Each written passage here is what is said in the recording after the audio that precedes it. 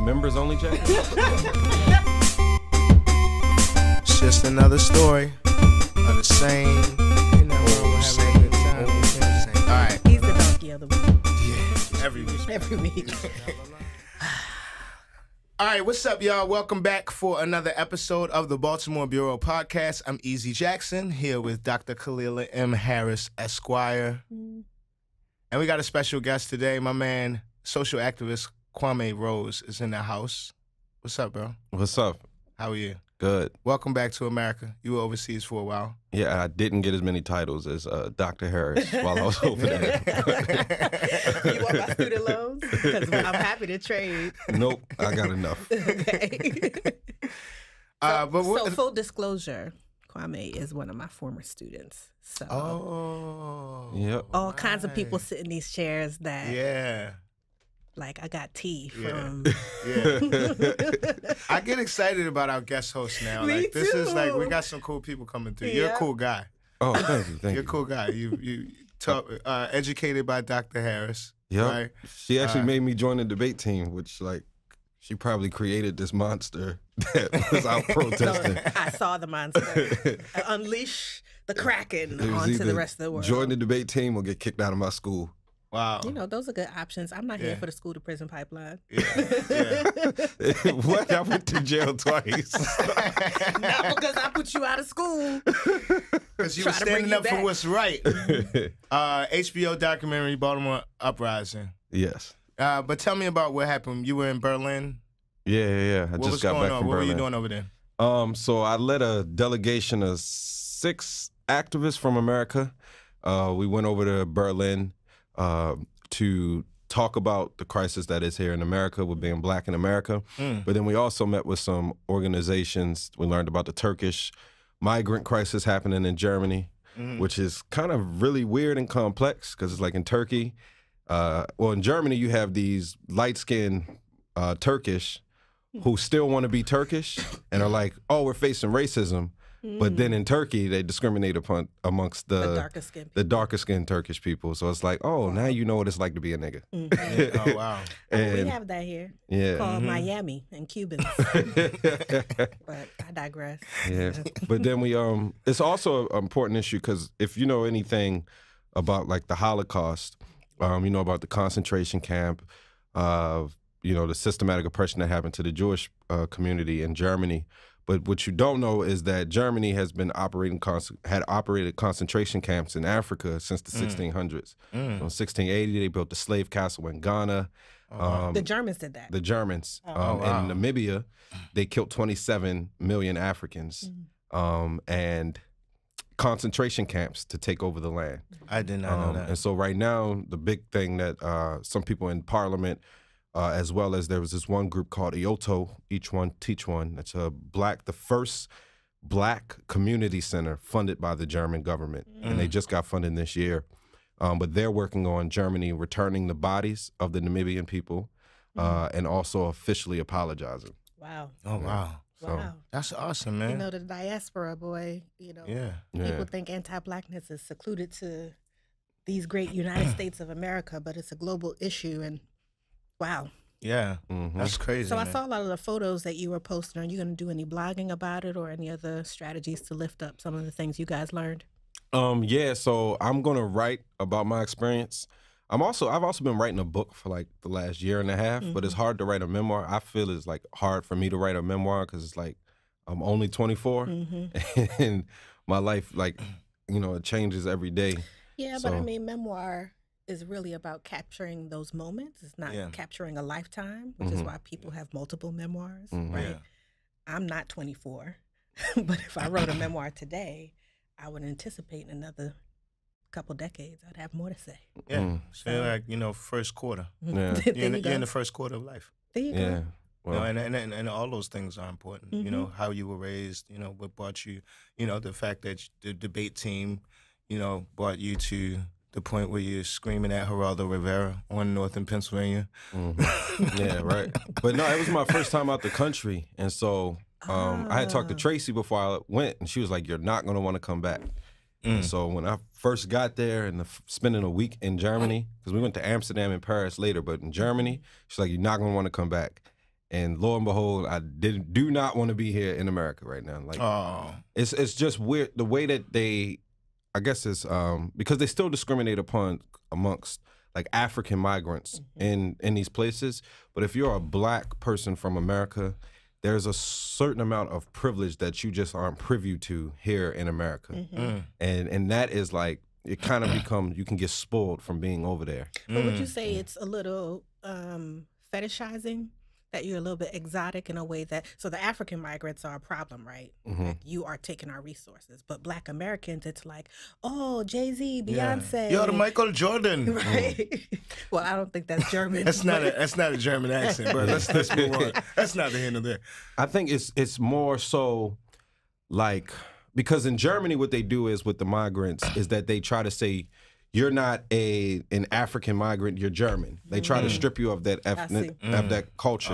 Where it's like, and it's kind of reverse of what happens here, because like we don't have, I'm a descendant of African slaves, so we don't have anything past slavery to identify as a culture. So it's kind of reverse over there. It's like, you know, they glorified this sense of blackness. And so it's where I still haven't digested it to be able to understand it fully. But just to experience like not being looked like, what are you doing here? But being like, oh wow, you're from America and you're black. Like that is different. I want to talk to you. I want to learn about you. Yeah, exactly. Like it's more questions for understanding as opposed to like questions or not even asking questions to like have this preconceived notion. Right. Yeah. Interesting. Very, very interesting. I'll go back with you next time. All right. Yeah. Take us with you. Real quick, let me go over some upcoming events we have here at the Real News Network. On Tuesday, September 25th, is Freedom Summer, activating and mobilizing communities then and now. A cross-generation conversation with Eddie Conway, Charlie Cobb, and Christina Duncan Evans. The three of them will discuss the differences and similarities of activism and mobilizing communities from 1964 to present day. Thursday, September 27th, the Future of Education Town Hall Part 2. Khalilah will be leading that, a community conversation about the future of education in Maryland. The day before that, September 26th, we'll be doing a focus group in Councilmanic District 14. October 3rd, there's an HBCU event. Yeah, so come out October 3rd for happy hour, 4:30 to 7 o'clock. Wear your favorite HBCU gear or your Black Greek letter organization gear.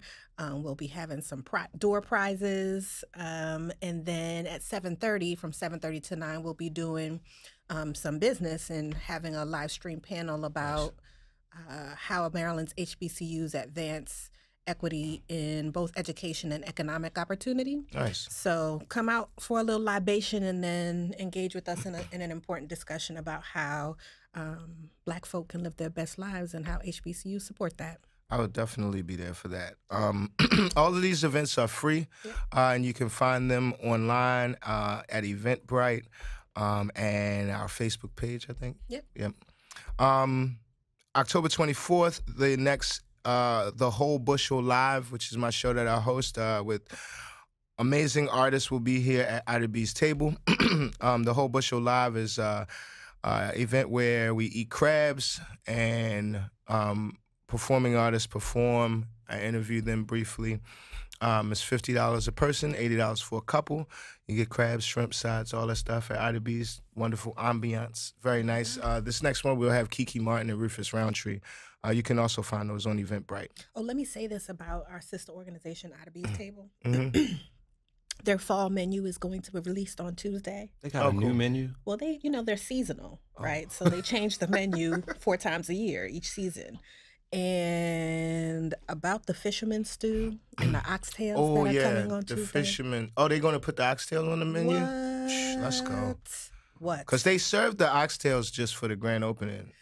And then it wasn't on the menu. Oxtails. Yes, let's go. All my Massive and crew from Northwest Baltimore up on Park Heights, come down and have some oxtails.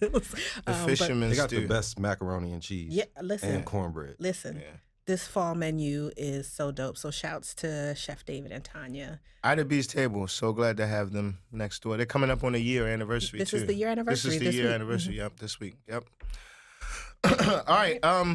Stories this week. Let's get into our stories. This first one is by Taya Graham. Students want change at university accused of hiding sexual abuse. Taya goes to the University of Maryland, Baltimore County campus. Let's check this out. And actively work to create a safe, healthy, and inclusive environment for survivors. They made demands, and they marched. We demand change! We demand change! We demand justice! We demand justice! Students at the University of Maryland of Baltimore County gathered to call attention to a system they say downplays sexual assault. On December 18th, 2010, I was personally sexually assaulted by 2 students at the University of Maryland College Park. Yes. I never reported that crime. I knew that if I tried, they wouldn't believe me, that it would be re-traumatizing at every step of the way. And inadequately trained students to understand consent. It goes in spirit of, protecting and protection of those who commit these crimes. And so, the hot topic right now seems to be athletes. I'm not saying that all athletes are perpetrators or playing a part in sexual assault. However, I know that perhaps a large amount of perhaps maybe. I can only theorize that perhaps a large amount of what contributes to the insufficient ruling on these cases is the fact that the school is protecting those students who perhaps bring in money. Or hold them accountable when they violate the laws. The protest was prompted by a recently filed federal lawsuit which alleges a pattern of downplaying sexual assault cases by both the university and the county police. One student was raped in a dormitory bathroom and woke up bleeding. And the university police chief convinced her not to bring her allegations to county law enforcement. Her case was eventually dismissed by the university. The lawsuit also cites allegations of a student who was drugged and raped by members of the UMBC baseball team. Okay, so, we have a federal government that is stripping protections away from Title IX and making sure that accusations of sexual assault on higher education campuses are being addressed properly. They are, I don't want to say wrongfully, but they are having probably an outsized focus on the rights of the accused, as opposed to making sure, first and foremost, that people who are telling their stories are protected while the situation is investigated. And so here we have UMBC, Dr. Freeman Rabowski is president of the university, and we hear students saying, listen, the campus, not only right now, but has not been taking our cases seriously, and it's somewhat of a hostile environment when it comes to reporting sexual abuse, and that the police are involved, the campus police, that the prosecutor is involved from Baltimore County in terms of intimidating witnesses. So it's wild, but it is not a new story that we're hearing from college campuses, right? Yeah, and I think just in general, this is a tough time. But I think a necessary time. I talk a lot about my own journey away from misogyny, and there were things that I thought was right. I'm not a rapist. Let's just be clear that. But there is that toxic masculinity that's taught to many of us as boys. You know what I mean?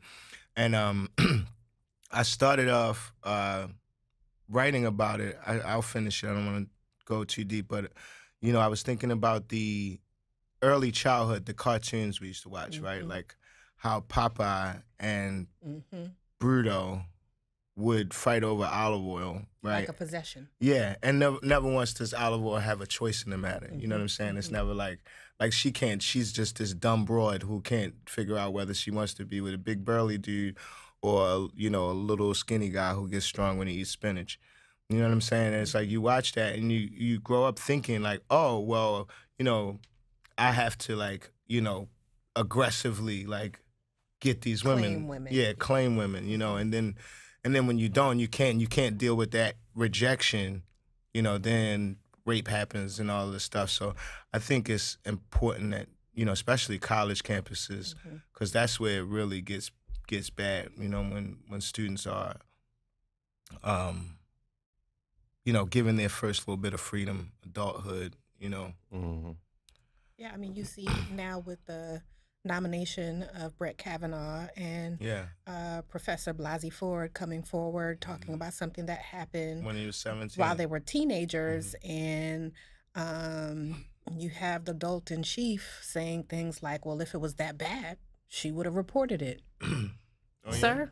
Yeah, really? He just said that this morning. Yeah. If it was that bad, she would have reported it. And so, you know, you have you got this girl, the student right here, saying, you know, I didn't report it because I didn't want to relive that but trauma. I think from my experience in college, right, I don't think there is an extensive, because I know when I went to college, they made you take drinking classes. Like you had to take drinking classes or you wouldn't be able to register for second semester.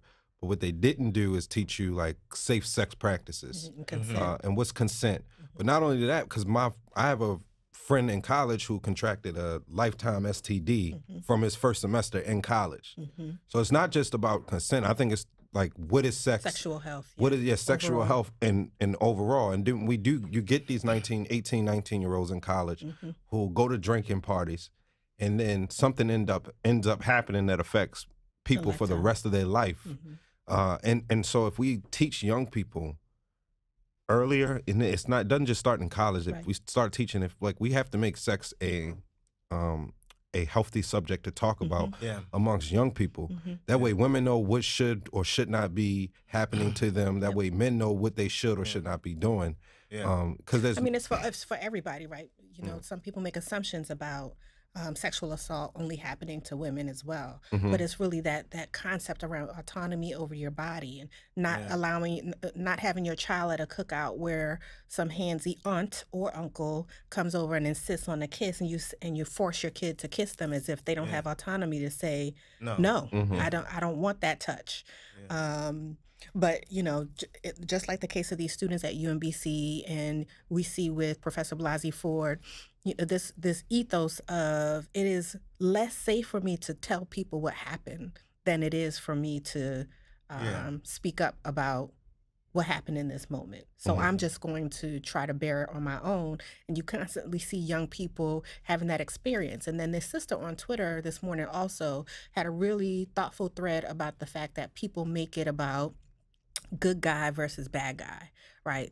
This is what the guy at 1600 is saying, things like he went to Yale for undergrad, he went to Yale for law school, he has a great reputation. And then you see these other women coming out saying, I couldn't believe that this person would do this. And it's not really about whether someone is a good person or a bad person. To your point around not really being taught about healthy sexual relationships and what the responsibilities are for engaging in sex in open conversations, that, you know, you do have, to your point, Eze, about unlearning some things, millions of young men who are doing things that are really good guys, raised well, feeling like the way they move is the norm because no one has said to them, you know, get off me is not kind of foreplay, or you know, that and young women as well. And oftentimes we don't want to have those conversations where young women think, I need to send this mixed message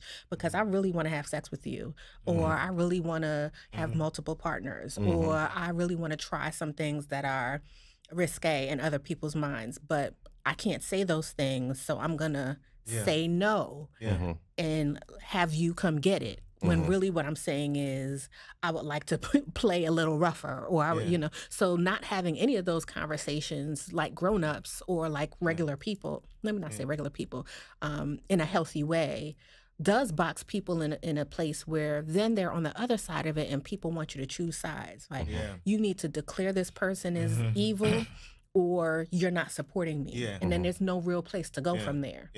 I'm real grateful for the moment I had. It was a fan, actually, a fan of my music, who ran into me. She was not from here and happened to be in Baltimore, and ran into me one night, and there was an interaction we had on the dance floor that I kind of like dismissed and didn't really think about it at all. And she messaged me, and we had a very open exchange back and forth about it. And she was like, you know, to your point, like she was like, you know, I admire you. I like what you represent. I like the music that you put out. But I was kind of like shocked at how you responded to me that way, and she was like, when she said you need to check your inner misogyny, Wow. it was like a moment for me that was like, whoa, you know what I mean? And I really had to think about it and be like, oh, well, you know, and I apologized to her for that. And like now we're friends, you know what I'm saying? Like good friends, like we talk, you know, off and on, you know what I mean? But that was one of those moments, you know what I mean? How blessed you are for her bravery. Yeah, you know what I mean? Because and in our interaction, I could tell she was like nervous about, you know what I mean, expressing that to me. But, you know, I later went on tour and ended up in her city, and we met up before the show, and we just had this awesome exchange about, you know, about misogyny, about, you know, tearing those things down, me being able to admit when I'm wrong, you know what I'm saying? I thought that was one of the most healthy interactions I'd seen on that subject, you know, and I think more of that. But then, so like, this particular story makes me think about when I was growing up, how much parents fought against sexual education in school. You know, remember that? Remember that? Remember the parents used to be like, don't be teaching my children about sex. No. And it's like, no, like. Because you're giving them permission to fornicate. Like, okay, so they should fornicate with no information. Right. Yeah, right. Then you'd be mad that they brought a baby home. There's also this story where there was these two athletes. I think the state was in Rhode Island. They were in college. They were accused of sexual assault by a female student on campus. They wound up getting kicked off the team. I think they spent some time in jail waiting for trial. Yes. They wound up getting acquitted, and then she was texting her friends like, yeah, I'm going to get these two back. And it wound up there was no sexual assault. Yep. I don't even know if they had even one of them had even had sex with the girl. She just falsely accused them. Yep. So I think there is that's why sexual education is important, because there needs to be a clear understanding of what is consent, what isn't. Because sexual assault on college campuses do happen. You have underage drinking. Yeah. You have people not being able to give consent that are being taken advantage of. But then you also have these instances where, because people are young and their brains are not fully developed, they think, oh, well, I can just get this person back because I know it will hurt them. And you they don't take they don't play it all the way out. Right? You make an emotional, irrational decision to accuse somebody, and then it affects their life, and they, you know, subsequently lose their athletic scholarship. It's all of those things. It's all of those things. It's such a spectrum, because you can't. It cannot be a binary of believe all victims or you're a bad person, right? And it cannot be a binary of you are innocent until proven guilty, and so, you know, pat you on the back and send you off to go on and live your life while this other person has had their life in many ways taken away from them, because we refuse to acknowledge that 9 times out of 10 they are telling the truth.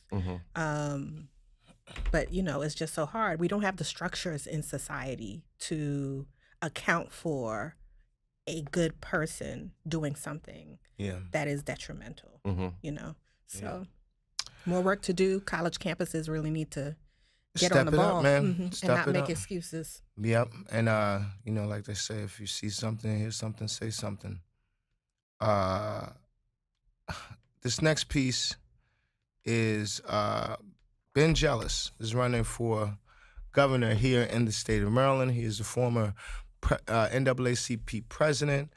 Jessamine Noor did this. Ben Jealous, build Maryland's economy from the bottom up. Let's check this out. He's got the money on his side. Maryland's Republican Governor Larry Hogan has a massive fundraising advantage, allowing him to flood the airwaves with ads like this. $2 billion in tax, toll, and fee relief. Highest ever funding for schools. Healthiest bay in a generation. His opponent says he needs the people power to win. Look, we've said from the beginning, I'm not running to the left, I'm not running towards the right. I'm running to the people of the state.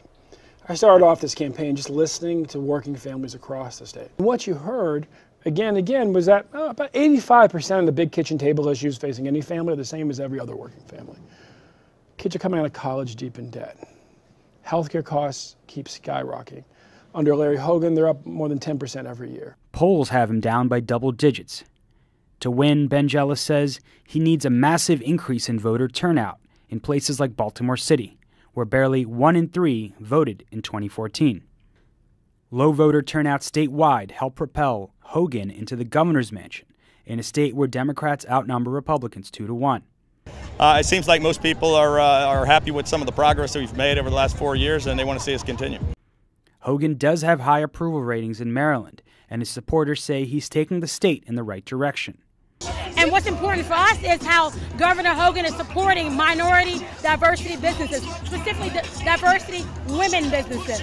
I think in this jurisdiction it's economic opportunity, fairness, and of course the violence situation. I think it's been, I think he's done a lot more productive stuff here in Maryland, in our jurisdiction in Baltimore. But according to a new report by the United Way, more than a third of Maryland residents are struggling to afford basic needs, a number that remains largely unchanged over the past 8 years. Baltimore has close to double the state average unemployment and poverty rates. That's why Jealous recently visited the historic Lexington Market to talk about his economic platform, taking on corporate interest by passing state-based Medicare for All, boosting aid for small businesses, and increasing the minimum wage to $15 an hour, which would boost wages for 1 out of 4 workers in Maryland. Hogan says he's created 100,000 jobs in Maryland during his tenure. We asked Jealous for a response. The question is, how many more jobs could we have created? We have dead last job growth in the region. It's not just how many jobs have we created, it's how many more could we have created if we were really leading this economy in bold new ways. I'm out here today to talk to local business people who are job creators and yet have to bootstrap their businesses. And if we were willing to take risks on them like we do on big corporations, they'd be growing that much more quickly. And we'd be creating more jobs in places like West Baltimore. So we've been accused lately of, we've had some of these Ben Jealous stories being called campaign commercials. Come on. Yeah. You're CNN and you're fake news. Yeah, we're fake news. Come on. But I don't know. I didn't think in the beginning of this that Ben had a chance. Mm-hmm. But I think the conversation is shifting a bit. And I think, he's starting to get his message out there a little more. Yep. What you think? What you think about Ben Jealous? Well, I know there was the new Goucher poll that came out that said Larry Hogan has 22% lead over Ben Jealous. Yeah. It's weird, because in Baltimore it's all Democratic, but then you still have a lot of people who are just supporting Hogan just because it's the norm. Mm-hmm. And then you have someone like Ben Jealous, who is not a politician, who comes out of nowhere, but he's a civil rights activist and has been for decades. But then he comes out, and then people just, and I think in Baltimore in particular, you have the voting bloc who is older, church-going people who are kind of status quo, stuck in the way. Yeah. Mm-hmm. And so they want, if you're a politician running for office, you have to be a politician. Where I think Ben Jealous is challenging all of those norms. Yeah. And he's coming with these ideas that maybe this current system isn't working. Mm-hmm. Under Larry Hogan, we have seen Maryland go from the #1 state for education to 6th. Yeah. And in Baltimore, I don't know how, if you include Baltimore, Maryland was ever #1, but whatever. Right. So I think I like Ben Jealous. I'm actually planning on endorsing him later today on social media. Oh, really? Yeah. I mean, Heard it here first. Yeah. You heard it here Except first. by the time you hear it. Yeah, right by the time. But Ben, I think he's unique in the way that, Ben, he's a successful black businessman. He was the youngest head of the NAACP. Mm-hmm. He spent his college career traveling around the country organizing. He represents a different type of. First of all, he would be Maryland's first black governor. Mm-hmm. Yeah, and I think he might even be the first black person to run for a major party in Maryland. I'm not sure about that. Statewide. Anthony Brown. Yeah, Anthony was the first Brown to run ran the last time. The Republican? No, Anthony Brown's Democrat. He was. He was Martin O'Malley's. O'Malley's lieutenant governor. Well, he's one of them. But, but no, I think, but this is, Ben is carrying over from the progressive movement that was started by Bernie. You see with Stacey Abrams. You see with Andrew Gillum. This is a time now for young, fresh black leadership that challenges the status quo. Yeah. And even, so is he challenging the status quo? Because all that you're saying sounds nice, but nice doesn't make policy. Right. And I have not heard specifics from him other than I'm going to fully fund education. And when people say that to me, it sends up a red flag. Do you know what you're talking about? What does fully funded mean? Yeah. How much and for what? Yeah, I have that criticism too. Transportation was an issue like that, where he was, he's like 21st century transit machine and whatever, but like no actual plan to. Are we talking hovercrafts or and another criticism of his side though is that people are saying it's lazy to associate Larry Hogan with Donald Trump just because he's a Republican, and they're pointing out a lot of the differences between Hogan and Trump. Like, he doesn't agree with Trump on immigration. And I think there are other few things, but that Gaucho poll was interesting because it showed that most people wanted some of the key things that Ben Jealous is pushing for, like legalization of marijuana, access to health care, and I think the new transit system was one of them. But I know those two were definitely, big on people's list in Maryland. So I think he still has a chance, but there's some gray areas in his rhetoric. I think Larry Hogan is definitely associated with Donald Trump simply because he is a Republican, and Republicans have not called out Donald Trump for his racist bigotry. Yeah. And Larry Hogan should do that more. He should separate himself. Yeah. Not only that, but you got Larry Hogan, right? When it comes to transportation, I've heard Ben Jealous say, we've had a governor for the first time in history give back $900 million to the state, to the federal government that was supposed to build a red line here. Yeah. Larry Hogan cannot justify why he gave back $900 million that was supposed to build more equitable transportation systems in Baltimore City so people can get to jobs. It would create jobs. Not only that, you have Larry Hogan, who in a large part has overlooked Baltimore City, which is the largest city in Maryland. Yeah, I don't talk about Trump when it comes to Hogan. I can run down a list of all the things that he has not, will not, and has no intention to do for Baltimore, in addition to the fact that he hijacks policies that are not his policies for the sake of looking good, like calling the lockbox the Hogan lockbox. You are wild. It has nothing to do with you, right? Yeah. And we the only, like, Baltimore City is the only jurisdiction that the local government doesn't control the city schools. And so Larry Hogan, you blame the water heating, the heating crisis that happened last winter in Baltimore City schools, that goes on Larry Hogan. Absolutely. Because he underfunded. You blame the shortage of teachers. They still firing teachers, bringing in Teach for America, which I don't necessarily agree with, because you've seen the crisis that happened at, what was the school where the white teacher from Teach for America was like, you all just want to be niggers. Yeah. You blame that on Larry Hogan. That's just one example. Yeah, that's just one example. But like you have to, because you have to give local control back to, you have to give city schools back or hand it back over to local control. And under Larry Hogan, he hasn't funded Baltimore City schools. Well, here's a fact. A Republican is a Republican. He has certain policy philosophies. He co-signs the people across the state who make it seem like Baltimore has its hand out, and not that Baltimore's an economic engine for the state whose resources are constantly sucked out. There's no requirement for people who work here but don't live here to pay taxes or additional taxes for taking that money outside of the city, right? And the removal of the red line, sending that money back, the failure to fund schools at the level that the Thornton Commission established once we came out of the economic crisis. You can't say we funded more than any previous administration. Sure, because in 1927, no one had millions of dollars to be funded. Like that flies over my head. Like, what are you talking about?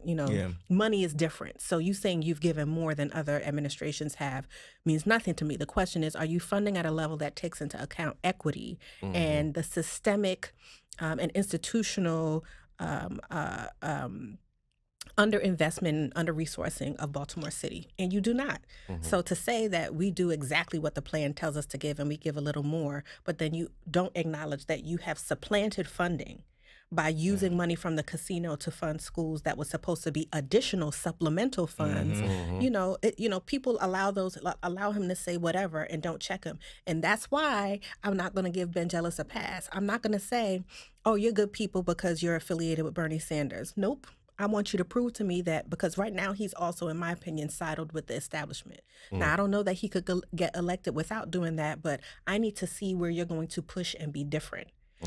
Inversely, the establishment is wilding out by not supporting him. He is the Democratic nominee. So all of that for me makes it feel like, you know, people are playing a shell game with us, and it's going to happen on the backs of Baltimore. But that's what, like, when I was in Berlin, they got, I think, 6 political parties that are represented in parliament, and they are very small compared to America. Here we only got 2. So I don't think Ben can separate himself from the Democratic establishment and not get elected, but I think he's progressive enough just to maybe push the threshold to finally have somebody that is completely revolutionary come in afterwards. I need some specifics from him, and I need to see who he is engaging with for his policy development to have specifics that are actually progressive, right? I need to hear you talking about the recruitment and retention of Black teachers. I need to hear you talking about how the HBCUs supported. Like, I don't care where you went down south to march for HBCUs. I would like to hear specifically, what are you going to do about the lawsuit that's happening in Maryland right now? I would like to hear specifically what strategies you're going to use to make sure all 4-year-olds have access to early child care. So I'm going to fully fund education for me is like, I'm asleep. Well, I've heard him say he is going to, and I ain't advocating for Ben right now, but I think he's the better option. But you're going to endorse him later, though. Yeah, but I think he's the better option, right? Because he has said he's going to make, you know, Head Start and pre-K, you know, free for all. Yeah. That's been coming, though. That's been coming. That is going to happen regardless of who is governor. But how quick it happens depends on who's in office. Listen, kids in Baltimore City, our children have been waiting too long. Yeah, time is of the essence. And early child care, free pre-K, dope. What you going to do for these babies who have not had access to the proper resources and the proper courses to prepare them for the future of work? What are you going to do for their parents to make them equipped to do that? Schools don't happen in isolation. I need to see that economic development strategy that's tying all those things together. And as a progressive, I like when he talks about people who have more contributing more. I don't know what diseases in people's minds that when you say taxes, you somehow think you're going to be that billionaire that's getting taxed more or that multimillionaire that's getting taxed more. Nobody's talking about you. Stop running, you know, stop being scared. But, you know, we'll see. I mean, I don't think that we advertise for the Ben Jealous campaign. I don't think so either. But, you know, I mean, you know, you're going to get criticism. Are y'all socialists too? No. I'm definitely not a venture capitalist. I'm not either, right? Yeah, I can be a venture capitalist. I would say I'm probably more socialist than venture capitalist. I haven't really figured it out yet. I'm rooting for everybody Black. So yeah, I'm an there you go. I'm rooting for I'm Issa Reyes. I'm rooting for everybody Black. Right. This next piece is community. We're talking about politics. Communities seek solutions to keep billionaires out of politics. The Real News investigates how new laws are fighting the wave of cash pouring into state and municipal elections and how local public financing of campaigns might work. Let's check this out. It's a fair argument to make that mixing money with politics is a recipe for corruption. And on a national level, it's been a losing battle to get big money out of campaigns. But here in our own backyard of Baltimore City, there are solutions on the table that just might work.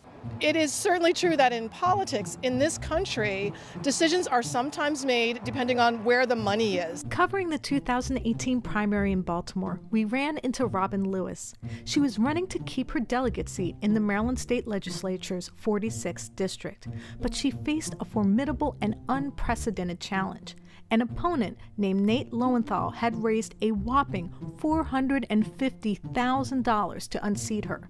For her, it was an insurmountable sum. Money in politics is corrupting. As a relatively new legislator, I can tell you it was one of the most challenging things to come to grips with. And even though she won, the cash hoard is a sign that big money is finding its way into local elections. The cost to run for office at every level has dramatically increased, from city council, mayor, state delegate. And the thing that's interesting about that is it's not that, oh, so many more people are politically engaged and they're getting so many donors, that actually it's driven by a rise in the average donation. Campaign records reveal that Lowenthal had raised a big chunk of his cash from out-of-state donors due to his ties to the Obama administration.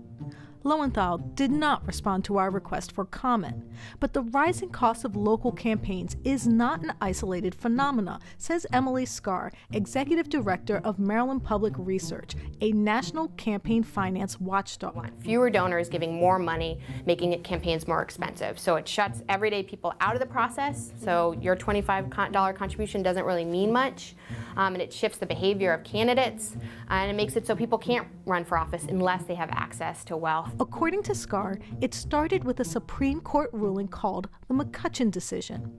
The country's highest court striking down all limits on contributions to multiple candidates and PACs for federal elections. There was a Supreme Court case, the McCutcheon decision, which overturned aggregate campaign contribution limits. So we used to have a law in Maryland that said you can only spend, I think, $10,000 in aggregate for all campaigns.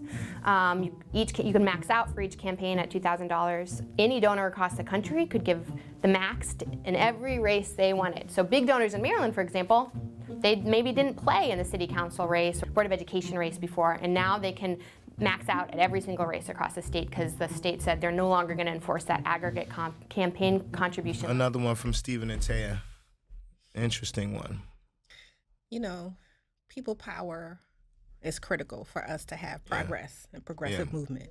And as long as people are locked out from the ability to provide the type of representation folk need and from the people that they want it from, you know, we're going to be in a constant cycle. And, you know, Baltimore's a black city. Just because you look like me doesn't mean you are for me. Right. And where people get access to resources to be able to run for office also facilitates and feeds a system where the establishment is always in power and is going to protect itself from anybody seeking to disrupt it. Yeah. But the money thing is just, you know, it's one of those things when I talk to people about campaigns, I think people don't really realize, like, and I think I've said this on here before, like, elected officials are not in the seats that they're in because they are geniuses or experts, particularly on policy making. You know, they're there because they won their campaign. And they won their campaign because they were able to raise the money and organize the people, which, you know, as we learn in community organizing, there's two sources of power: organized people and organized money. You can get anything you want done if you have both of those. You can get most of what you have done if you have one or the other. And I feel like this particular move to get the money out of campaign financing, if it happens, I think you'll see a huge shift in who represents us and how they represent us. What you think, Kwame? You know, I think it's too complex of an issue because we got candidates in Baltimore City, city council, who ran as these progressive candidates that are pushing these quote-unquote progressive ideas that don't benefit black people. Like what? Like what? The damn bike lanes. Oh, God. We're not going to do this bike lane thing with you, Kwame. That's a whole separate show, my guy. Yeah, bike lanes in Baltimore do not close the racial inequality gap, right? Yes. They don't. They are for gentrification and for putting a new type of people and culture in those communities. But you have candidates who... But black people ride bikes, man. It's so much black more people ride complicated bicycles, than that. yo. Like this argument but is tired. I don't know why you keep jumping on this, yo. Black people ride bikes too. Eze does not ride a bike, and he is very passionate. I do have a bike, and I plan on riding my bike soon. You currently ride your bike? It was too hot this summer. Did you ride your bike today? Did you ride your bike today? Not today, but probably next week. Can you take Zadie to school on your bike? No, you cannot. No, but once you get to school, I can. But there's black bike clubs in the city. Shout out to my man Miles Zarelli. Miles Zarelli Bike Club. There's like 2 or 3 black bike clubs in the city, and y'all always do this about the bike lanes. You call gentrification. I'm talking about the current climate of biking in Baltimore. We're using alternatives. They call it alternative methods of transportation. Right.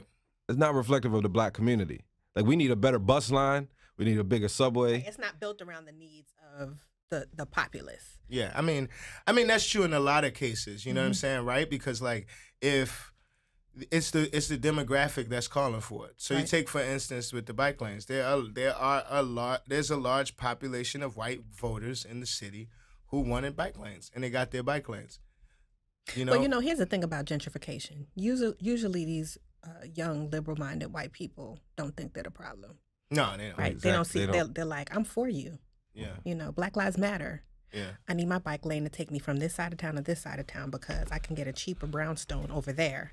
And then once I buy my brownstone, my cousin's going to buy a brownstone. And then my classmate from Micah's going to buy a brownstone. And then there's going to be artisanal coffee. And we're going to ride our bikes back across town over back to Mount Vernon so that we can, you know, attend the book talk at Red Emmers. So, you know, that's the way it works. And it's like, I'm a good person. Sound like our friends, Eze. They, you know, and these are good folk, but they don't reflect on the ways that they contribute to pushing people out who have historically been in a place and have not had the resources. Yeah, and that's then true. they want to be in a place that seems so culturally promising, and then they suck the culture out of it. Yeah. So, you know, I hear what you're saying about the bike lanes. Currently, the culture around bike lanes is not about providing access to people who are under-resourced. It really is about a certain type of citizen, not just white folk, but a certain type of citizen who is trying to get full access to the city. And then the question becomes, whose city is it? Mm-hmm. Yeah. But I mean, to their point, and trust me, I'm not a defender of gentrification. But I do think about certain aspects. I do think about I'm for community resourcing. No, you ever been to Whole Foods? Have I ever been to Whole Foods? Yes. Whole Foods orange juice is way better than. Sir, but that ain't got nothing to do with gentrification. You live in Federal Hill. That's another thing. I don't live in Federal Hill. You do live. Where you at? No, you're in Fells Point. Yes, sir. Yes. Okay. Okay. Well, shut up, Kwame. Shout out to the Daily Grind. But what were you going to say? No, I'm going to say, like, look, Baltimore we got communities with dilapidated areas, right? Facts. So why should we put an Aldi, which don't sell a good quality food, in these communities and say, oh, well, they have a grocery store? No, we should put the best of the best where the people are. Right. So in that aspect, I'm for gentrification. I'm for revamping these communities. I'm not for more people moving in. You're for the resources. Out. Yes, I'm for the resources. Yes. I'm for putting holistic businesses that actually benefit the residents there. And that way we change the lifestyle, we change the culture. So Baltimore isn't known as a city of chicken boxes. Maybe we are a city known as holistic smoothies, something like that. Okay. We do have some great vegan spots here now. We do. I'm not a vegan, and you're not going to convince me to be a vegan. I'm not trying to convince you to be a vegan. You know, I come for the vegans all day. But I do occasionally enjoy their cuisine when I'm feeling like, you know, I want to check it out. We got some good spots here. I feel you on that. I think, you know, but I just feel like at what cost? You know what I'm saying? Like if, you know. It's not strategic. What is the economic development strategy that takes equity into focus? And it's not just about class equity. It's also about race equity. Right. And how are we holding people accountable who are in leadership, who say things like, you know, black on black crime, right? You can't be in leadership saying black on black crime. Did you know that doesn't exist? Yeah. Like that's not a real thing. Yeah. But when you have people with that mindset or who've been around for a long time or are protecting their fiefdoms, you need something like campaign reform to allow for new voices and sometimes it's not a new voice. Sometimes it's been a voice that's been around but hasn't had the access to whether it be developers or people who can write $10,000 check or $6,000 checks, let me be accurate, to your campaign. And therefore your voice gets silenced in the process. Yeah. So, you know, let's get some good competition in here that allows for people to at least put their platform out there and lift up what they've been doing. I think people are savvy enough that if they can at least hear it, they'll make the best choice for themselves. Yeah. Also, but so you look at a case like, let's say Under Armour, right? They got the biggest TIF in Baltimore history to build basically a new zip code. Like, you know, we need Under Armour. It creates jobs. I just think the politicians that were at the table at that time, did not push hard enough to say 100%. these are the jobs we want and these are the people we want in those jobs. And these are the types of housing that are going to be here. And here's how much you have to contribute back into that community of people who were living around the water when it was toxic. And now you're creating private beaches that sit on the waterline property that those people don't have access to. So that you stuff even look didn't at happen. Harbor East, where they only pay $1 in property tax for the next some odd years, and they generate millions and millions of dollars. But that's my point. You look like they're building me, up high rises, and you're at the table, but you're not advocating for me. You got to go. That's good. And isn't that why we are where we are in Baltimore? Like, for years, we've had this black leadership that is easily wooed. Are you calling Martin O'Malley black? No. I'm calling He had a brief Kurt stint. Schmoke Bill and Clinton Jack of, Young. I'm calling Kurt Baltimore. Schmoke and Jack Young and Sheila Dixon and all of these people who've been in office for years, easily wooed and romanced by money and promises of prominence. Yeah. Like, I like being invited to your gala. I like having crab cakes, in the middle of the day downtown. And I'd have been to the galas. You see the same people. It's the same caterer. It's the same open bar. And and what about the people? Yeah, exactly. And I think the way I look at it is, if let's say you got, because you see what Johns Hopkins is doing in East Baltimore, but so let's look at if, we have a epidemic in Baltimore with violence. We have an epidemic with unemployment, with housing. If you don't pour resources into those communities, let's say you pour resources, you create contributing members of society. That's more taxpayers, that's more tax dollars. You ultimately, by investing in the underserved, you create more tax dollars and revenue. It's got to be strategic investment. So there's this new book out, Winner Takes All, that talks about the nonprofit industrial complex and, and the concept that affluent people have all the answers for people who've been under-resourced. You cannot give money on things like workforce readiness to train people how to be line employees and not creators, right? You can't invest money in educational programs, and you're not actually doing a 2-generation strategy that's building capacity in parents so that the children who may go to a good school have a parent who can engage them around what they're learning in school. You can't say, I'm going to give money to a transportation program and make sure people can get bicycles when you're not helping to have communities voice what kind of traffic patterns they need, or using your influence to push for the red line to occur. Yeah. So, it's complicated, but it's not impossible. Yeah. And we really need to have a comprehensive economic development strategy that pulls all of those different levers so that people it's not enough to just say, we're going to set aside $10 million from this TIF for community development, and then you're giving this organization 1,000, this organization 1,000, this organization 10,000, and it's really not meaningful to address the root causes of how people end up in that position in the first place. Yeah. So. Yeah, it's a wild one. I'm interested in watching. Good job, Stephen and Taya, on that story. Last night you had a parent panel discussion here. Last night. Yeah. We're going to check that out. All right, let's look.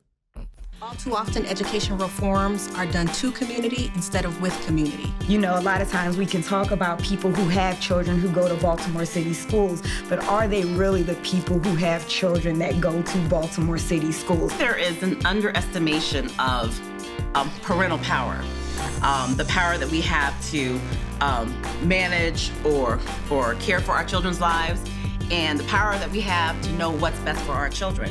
In order for us to learn more about what community members are interested in seeing for their children, I think there is more that could be done and needs to be done in order to recruit and retain more minority and especially African American or Black teachers within the school system. It makes a difference when a child can look at their teacher and say, man, I really admire this about what you've accomplished, what you're doing, and I can do that. I can do that, I can achieve that, because I could see myself in you. And the tools that they need to hold elected officials and appointed officials accountable. Every time an election comes up, they say we're the education candidates. And it's good enough to get the vote, but as soon as the votes have been cast, then kind of education goes to the wayside. It's business as usual. And if our politicians and our elected officials don't want to be the ones to be able to provide the information to the community members, then those of us who know now need to make it our responsibility to make sure that we're informing community members and we're getting people involved to start this push to make a change for not only the school board, but just the school system and the overhaul in general. It's important that you hear from voices from neighbors like you and that you're able to understand what's at stake. The success of a child is not just on the parent, it's not just on the teacher, it's not just on the principal, it's not just on the guidance counselor, it's a community effort. Yeah, Dr. Harris. I love that you're doing these panels, man. Yeah. Because, you know, I think it's important that, you know, especially bringing parents together to talk about these issues and address these, you know, these things that are going on in the school system. Yeah. I mean, often, other than the real news, there's not really a space in media where actual people trying to live their best lives can express their opinions about what's happening in education, can talk about what they want to see for their children, can talk about the successes happening in their schools. You know, right now, education reporting is happening in crisis mode at all times. You might get your feel-good story here or there, but it's not digging deeply with the people who are directly impacted so that they can be on the front end of policy making, so that they have the information, so that they can hold elected officials accountable when they say things like, I'm the educator. One of the parents, Ebony McKeever, she's also a teacher in Baltimore City Schools. She's like, you know, we don't see them after election time. You know, they say they're the education candidate, and then the day, you know, Wednesday after election day, it's like crickets, and you see hay rolling across the street looking for the education candidates. So, you know, our goal is to definitely deepen the conversation by talking to the people who have solutions to their own issues, giving them a platform to really share their realities and their strategies. Yeah. I think it's awesome. So we're going to do some more. You know, we have the big town hall next week, which is a follow-up from our spring town hall on the Kerwin Commission. But education is not just about the Kerwin Commission. Baltimore City Schools itself can use the support of the whole city, but it needs to be clear that the schools belong to the community. And it's not like we are asking the school district to do something for us. We're asking them to do what they're supposed to do because we employ them. Right, exactly. And so we'll have another panel of all educators. We'll have another panel, of course, of all students, and we'll probably do a student panel multiple times. But we need spaces where community members feel like they have a right to ask questions and make demands about what our schools look like and what they do for our kids. Word. Well, keep up the awesome work. I'm loving it. Thank y'all for watching us and hanging and listening and sharing. I thought last week's episode, we got some real nice comments on YouTube. So we cannot do this without you.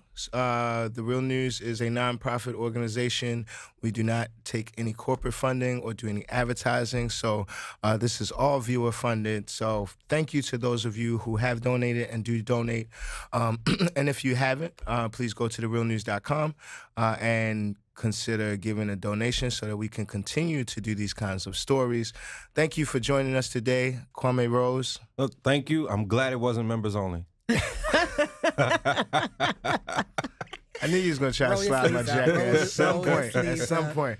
No, it's my first time back at the Real News in like 2 years. Oh, yeah, that's right. That's right. Yeah, so we appreciate you. Yeah, thank you. Well, I wouldn't be here without you, Dr. Harris. Oh, man, look at that. Easy daily calling me while I'm going on rants. And he's just like, all right, bro. And I'd be like, no, I'm going to call you back. But no, man, it was good. I think what y'all are doing is important.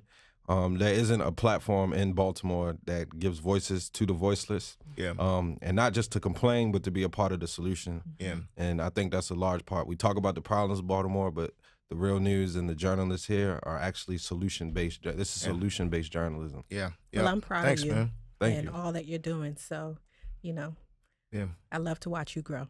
Yeah. Thank you. To my peoples behind the scenes, big thank you to Stephen Frank, who makes sure we sound good. Dwayne Gladden, who makes sure we look good. Shout out to David Hebden, who also makes sure this is up on the podcast sites, audio-wise. Who else am I missing? Jocelyn Dombrowski, who takes our photos. And, of course, all of you, the viewers. Just like we do every week, I'm going to go out with some Baltimore music. My man Greenspan featuring Kristen B. This is Indie. Thanks, y'all. We'll see y'all the next time. You ain't gotta take what I'm saying for negative. Knowing you a king, knowing she's a queen, something that you better do. Just leave with so don't need no help. Help a nigga take over the world and we collective. Help a young leader see all the shit from your perspective. One accord we can afford, if we go half then that's effective. Eliminate any opinions disrespectful. A cup full of love potion in your direction. Might respect your mind, but partnerships is way selective. Green vibes only, my people really get the message. The chosen one, it's never been random selection. When I glide over this beat, cause I know you're listening.